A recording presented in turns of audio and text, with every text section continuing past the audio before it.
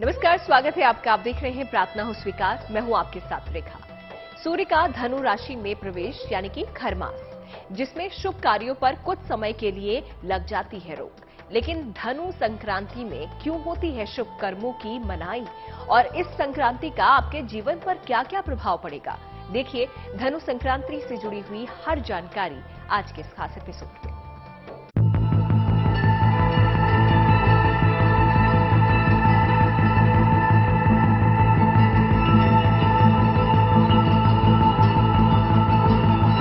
नई राशि में सूर्य का प्रवेश।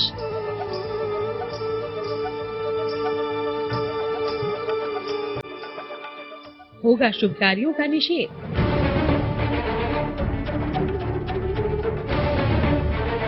सूर्य संक्रांति का धनु खरमास।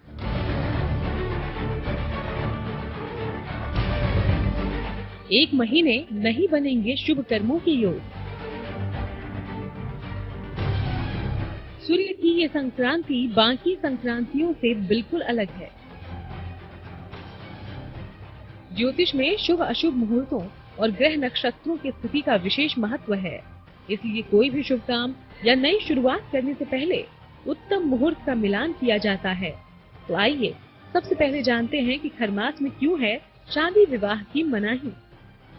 जब ग्रहों में राजा सूर्य देव अपने तेज प्रभाव में होते हैं तो शुभ परिणामों में बहुत अच्छी प्राप्ति होती है, अन्यथा अवरोध मिलता है, क्योंकि राजा की जब चाल धीमी होगी तो शुभता में निश्चित तौर पर कमी होगी। इसी कारण से धनुर्मास में किसी भी कीमत पर मांगलिक कार्य नहीं किए जाते हैं।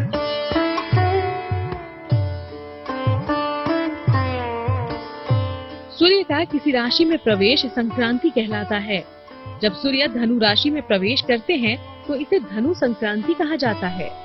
धनु राशि बृहस्पति की आग्नेय राशि है और इसमें सूर्य का प्रवेश विशेष परिणाम पैदा करता है।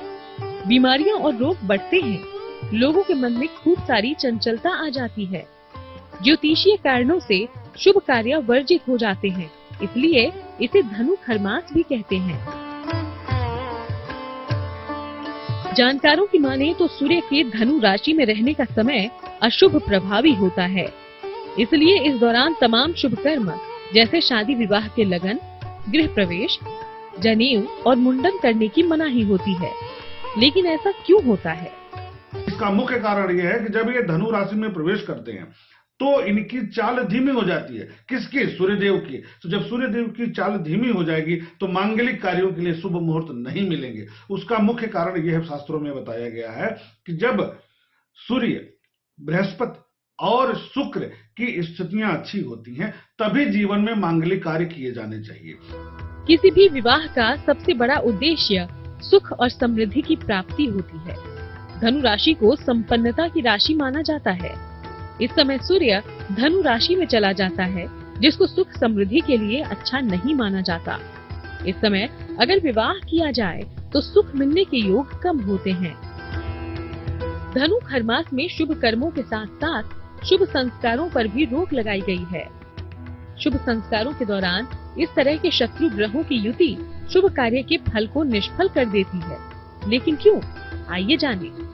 मांगलिक कार्यों विशेष करके तो विवाह, विशेष करके वर वधू वरण, विशेष करके गृह निर्माण, वेदारंभ और उपनयन संस्कार के लिए सभी मुहूर्त स्थगित हो जाते हैं, बंद हो जाते हैं। शुक्र जहां भौतिक संसाधन का कारक ग्रह है, उसका मजबूत होना जरूरी है, उसका प्रभावित होना जरूरी है। दूसरी, धर्म, कर्म, अनुष्ठान, ज्ञान, धार्मिकता के कारक ग्रह बृहस्पति की स्थिति जब अच्छी होगी तो उस स्थिति में व्यक्ति के अंदर धर्म कर्म के प्रति रुचि, समाज में सकारात्मक कार्यों के प्रति रुचि और अपने धर्म के प्रति विद्रोह की स्थिति नहीं उत्पन्न होती है। स्थितियां प्रायः सकारात्मक होती है।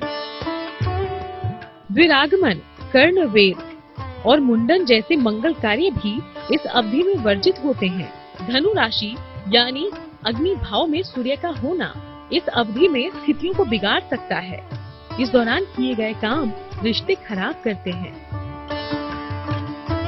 अगर आप कोई नया रोजगार या कारोबार शुरू करने की सोच रहे हैं तो ठहरिए, क्योंकि ये समय किसी भी शुभ शुरुआत के लिए मंगलकारी नहीं।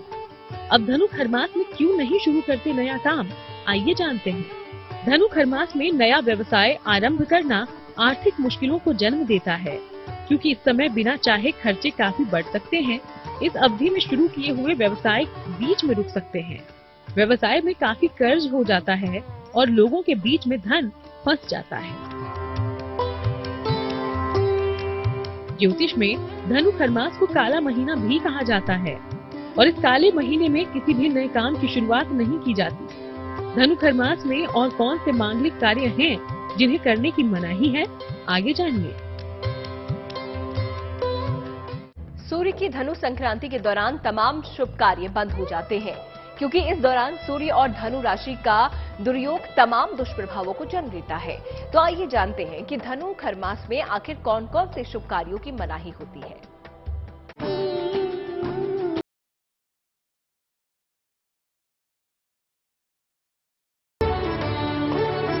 सूर्य, शनि और केतु को आपस में शत्रु माना जाता है और इसी कारण से इन ग्रहों की युति बाधा लाती है। जानकारों की माने तो सूर्य के धनु राशि में रहने का समय अशुभ प्रभाव देता है, इसलिए इस दौरान तमाम शुभ कर्म जैसे शादी विवाह के लग्न, गृह प्रवेश, जनेऊ और मुंडन करने की मनाही होती है। कि सूर्य राजा हैं और जब राजा धीमी गति से संचरण करेंगे उनके प्रभाव में कमी आएगी, तो जो व्यवस्था है वो सुचारू रूप से नहीं चलने पाएगा। ऐसे में जब हम कोई मांगलिक कार्य करते हैं तो उसका जो परिणाम है उसमें न्यूनता आ जाती है, कमी आ जाती है, उसकी तीव्रता में कमी आ जाती है, तो हम चाह करके भी उसका पूर्ण सुख प्राप्त नहीं कर सकते। इस कारण से ऐसी मान्यता रही है, धार्मिक मान्यता है कि धनुर्मास में खर मास में मांगलिक कार्य न किए जाएं, सिर्फ पूजा तप अनुष्ठान ही किए जाएं।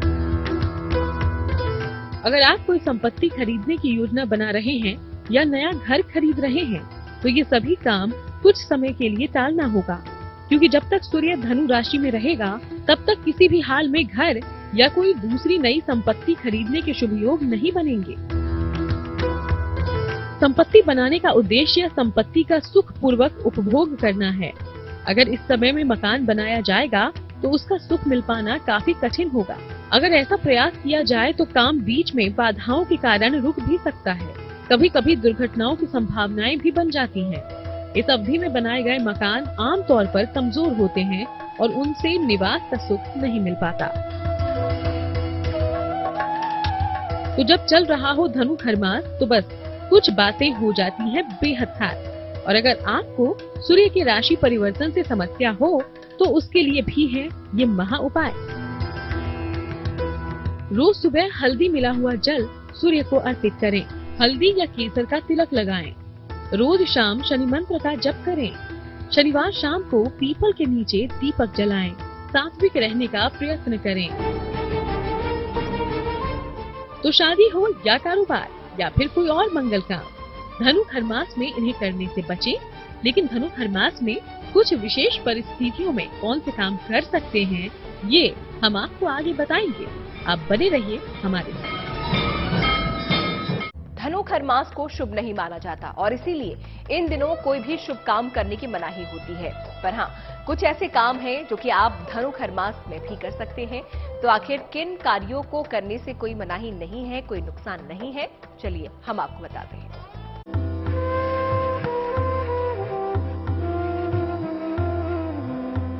पूरे खर मास में कोई भी शुभारंभ करने की मनाही होती है। वैसे तो सूर्य का धनु राशि में प्रवेश तमाम अशुभ योग बनाता है, लेकिन विशेष परिस्थितियों में धनु खर मास में भी कुछ काम किए जा सकते हैं। इसका सकारात्मक प्रभाव धार्मिक कृत्यों को लेकर के बहुत अच्छा पड़ता है। जैसे नदी में स्नान करना शुभ फल प्रदायक होता है, जप तप अनुष्ठान करना शुभ फल प्रदायक होता है, ईश्वर की आराधना करना अति शुभकारक होता है, अपने इष्ट देव या इष्ट की पूजा करना श्रेष्ठ फल प्रदायक होता है। तो देखिए, अगर शुक्र बलवान है और बृहस्पति की स्थिति ठीक है और सूर्य देव धनु राशि में प्रवेश कर रहे हैं, खरमास की स्थिति है, तो उस स्थिति में आप पुंसवन कर सकते हैं, सीमंतोन्नयन कर सकते हैं, प्रसूति स्नान कर सकते हैं, जात कर्म हो सकता है, अन्नप्राशन हो सकता है, व्यापार का आरंभ हो सकता है, पशुओं की खरीद बिक्री कर सकते हैं, आप धान्य स्थापन आप कर सकते हैं, शस्त्र धारण कर सकते हैं। तो जानिए खरमास में कौन कौन से काम कर सकते हैं। अगर प्रेम विवाह या स्वयंवर का मामला हो तो विवाह किया जा सकता है। अगर कुंडली में बृहस्पति धनु राशि में हो तो भी इस अवधि में शुभ कार्य किए जा सकते हैं। जो कार्य नियमित रूप से हो रहे हों उनको करने में भी खरमास का कोई बंधन या दबाव नहीं होता। सीमान, जात कर्म और अन्न प्राशन आदि कर्म पूर्व निश्चित होने से इस अवधि में किए जा सकते हैं। गया में श्राद्ध भी इस अवधि में किया जा सकता है। तो पूरे खरमास में कोई भी काम करने से पहले इन बातों का ध्यान जरूर रखिए। शुभ कामों पर रोक भले ही हो, लेकिन सावधानियों को ध्यान में रखकर अगर इन उपायों को अपनाएंगे तो बाधाएं दूर होंगी।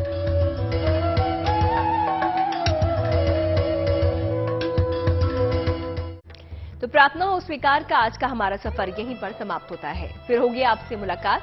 अच्छी खबरों के लिए देखते रहिए गुड न्यूज टुडे।